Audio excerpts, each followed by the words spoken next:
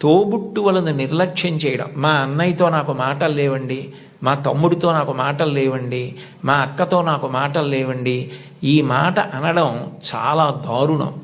నీ తోడబుట్టిన వాడితోటే నువ్వు సర్దుకోవడం చేత కాని వాడివి సమాజంలో ఎవరితో సర్దుకుంటావు? ఎవరితో శాశ్వతంగా స్నేహాన్ని నెరపగలుగుతావు? నిన్నెవరు నమ్ముతారు? ఎంతమంది వచ్చినా నీ తోబుట్టువులు నీ ఇంటికి రాకపోతే ఏమిటో ఆయన ఊరందరికీ చెప్తారు కానండి, వాళ్ళ తమ్ముడే వాళ్ళ ఇంటికి రాడు, వాళ్ళ అన్నయ్యే వాళ్ళ ఇంటికి రాడు అంటారు. విలితి ప్రసంగం అవుతుంది. తోబుట్టువులతో సఖ్యత ఎప్పుడూ పాటించాలి. ఘర్షణ అన్నది ఉంటుంది. ఒక్కొక్కటి మనకిష్టమైంది తమ్ముడికి ఇష్టం లేకపోవచ్చు. ఏది ఇష్టం లేదో దాన్ని పరిహరించండి. ప్రేమగా ఉండడం, ప్రేమ పంచడం, అందరితో కలిసిమెలిసి ఉండడం బాగా నేర్చుకోండి. కుటుంబంలో మీరు ఏది నేర్చుకున్నారో అదే ముందుకొచ్చి పెద్దదవుతుంది సమాజంలో. కుటుంబంలో పెద్దవాళ్ళు తల్లిదండ్రులు ఉంటారు, సమానులు ఉంటారు, కింద చెల్లెళ్ళు ఉంటారు, తమ్ముళ్ళు ఉంటారు. మీరు దాన్ని పెంచితే, ఆ గది గోడలు పెంచితే అదే సమాజం. మీరు సమాజంలోకి వచ్చారనుకోండి, మీకన్నా బాగా చదువుకునే వాళ్ళు ఉంటారు. మీకన్నా బాగా చదువుకునే వాళ్ళని చూసి మీరు అసూయ పడకూడదు. వీళ్ళు ఎంత కష్టపడితే నాకన్నా ఇన్ని మార్కులు సంపాదించగలిగారు, కాబట్టి నేను కూడా కష్టపడతాను, కష్టపడి వీళ్లతో సమాన స్థాయిని పొందుతానని వాళ్ళని గౌరవించడం నేర్చుకోండి. మీతో సమానంగా మార్కులు వచ్చేవాళ్ళు ఉంటారు, నాతో సమానుడు అనకండి. అఫీషియల్ లాంగ్వేజ్లో మై ఈక్వలెంట్ కౌంటర్ పార్ట్ అంటుంటారు. అలా ఉదాసీన భావం పొందకండి. నాతో సమానుడంటే నేను ఎంత కష్టపడితే నాకు ఈ మార్కులు వచ్చాయి, అతను కూడా అంత కష్టపడితే కదా వచ్చాయి. కాబట్టి ఇతన్ని నేను గౌరవించాలని ప్రేమించండి. మీకన్నా తక్కువ వాళ్ళు ఎప్పుడన్నా కనపడ్డారనుకోండి, సమాజంలో మనకన్నా కింద ఉన్నవాడు, మనకన్నా పైన ఉన్నవాడు, మనకన్నా సమానుడు కనపడకుండా ఉండడు. ఈ ముగ్గురు కనపడి తీరుతారు మీకు. మీకన్నా చిన్నవాడు కనపడితే మీరు పరిహసించడం, వెటకారం ఆడడం, వాళ్ళని తక్కువ చేసి చూడడం నేర్చుకుంటే అంతకన్నా మానవత్వానికి చేటు ఇంకొకటి లేదు. మనకన్నా ఎవరైనా తక్కువలో కనపడితే వాళ్ళు వృద్ధిలోకి రావాలని మనస్ఫూర్తిగా భగవంతుణ్ణి ప్రార్థించాలి. వాళ్ళు గౌరవింపబడాలి అని కోరుకోవాలి. అంతేకాని తక్కువ చేసి చూడడం అన్నది జీవితంలో ఎప్పుడూ నేర్చుకోకూడదు.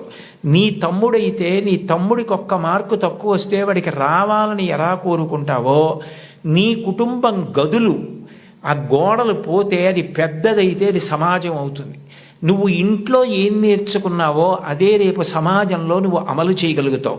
నీ ఇంట నీ తల్లిదండ్రుల్ని గౌరవించడం చేత కాకపోతే నీ గురువుని గౌరవించలేవు, నువ్వు ఎవ్వరినీ గౌరవించలేవు, ఎవ్వరిని గారని సంబోధించలేవు. ఎంతటి మహాత్ముడు కానివ్వండి, ఆయన్ని ఏకవచన ప్రయోగం చేసి వాడు వీడు అని మాట్లాడడం అలవాటవుతుంది. మన ఎదురుగుండా ఉన్నారా లేరా అని కాదు, పెద్దల గురించి మాట్లాడేటప్పుడు గౌరవంగా సంబోధించి మాట్లాడడం. పెద్దల పట్ల మాట్లాడేటప్పుడు మనం అనవసరంగా విమర్శించడం మర్యాద కాదు.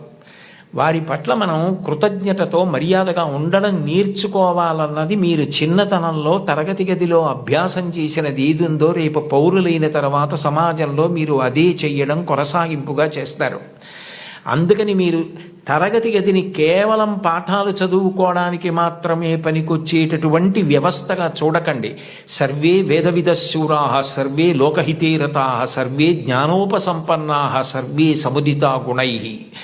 ఒక్కటి జ్ఞాపకం పెట్టుకోండి, ఏమీ చదువుకోనటువంటి వ్యక్తి చేసినటువంటి నేరం పట్టుకోవడం చాలా తేలిక. ఆరితేరిన గజదొంగ కూడా కంటి చూపు తగ్గితే దొరికిపోతాడు.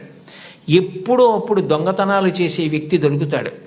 చాలా బాగా చదువుకుని, గొప్ప ఇంజనీరింగ్ చదువుకుని, ఎంతో విద్య వచ్చిన తరువాత తనకొచ్చినటువంటి గొప్ప విద్యని ఆసరాగా చేసుకొని ఇతరులను మోసం చేసి కోట్లు సంపాదించడానికి అలవాటు పడ్డాడనుకోండి, అతను ప్రపంచంలో ఎక్కడెక్కడో దాగి ఏవేవో చేస్తున్నా అతన్ని పట్టుకోవడానికి పోలీస్ వ్యవస్థ అంతా కష్టపడవలసి వస్తుంది. చదువుకున్నవాడి చదువు దేనికి పనికి రావాలి అంటే సమాజాన్ని ఉద్ధరించడానికి పనికి రావాలి.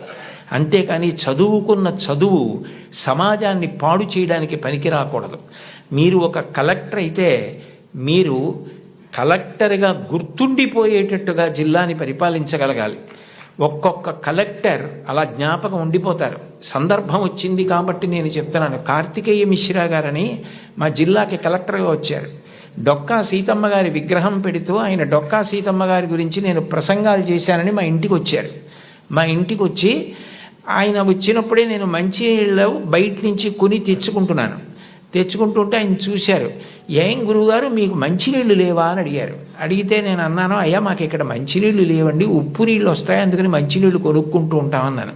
మీకేనా ఈ ప్రాంతం అంతానా అన్నారు. ఈ ప్రాంతం అంతా మంచినీళ్ళు లేవండి అన్నాను. ఆయన మీరు నమ్మండి నమ్మకపోండి, ఇప్పుడు కార్తికేయ మిశ్రా గారిని పొగిడితే నాకేదో ఆయన పదవి ఇస్తారనడానికి నేను ఉన్న ఉద్యోగమే పదవి విరమణ చేసేశాను. నాకేం దాని మీద ఆశ లేదు.